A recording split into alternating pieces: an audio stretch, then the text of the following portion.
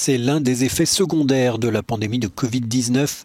Les ventes d'ordinateurs ont explosé, de plus 13% exactement pour les laptops, les tablettes et les ordinateurs de bureau. C'est le chinois Lenovo qui s'en sort le mieux, avec près de 25% de part de marché, suivi de près par l'américain HP, dans un top 5 refermé par le taïwanais Acer.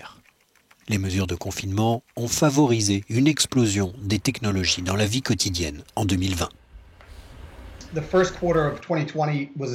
Le premier trimestre 2020 a été vraiment le point le plus bas car le monde était bloqué et la chaîne d'approvisionnement était vraiment affectée.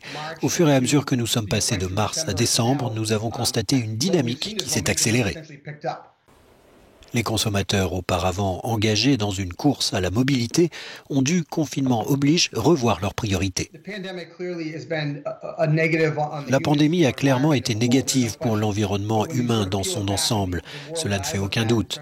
Mais lorsque l'on regarde de plus près, je considère que la technologie grand public a bénéficié du confinement des personnes. En juin de l'année dernière, nous pensions que les consommateurs allaient limiter leurs dépenses en raison de l'incertitude globale d'un point de vue économique. Ce que nous avons vu était plutôt l'opposé.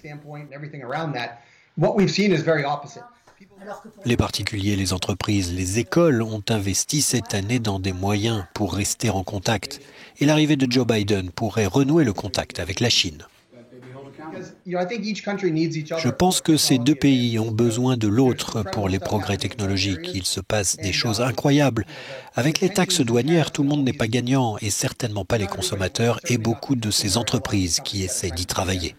Dans son édition virtuelle 2021, l'Electronic Consumer Show de Las Vegas reflète bien cette année cette nouvelle omniprésence du virtuel et du distanciel.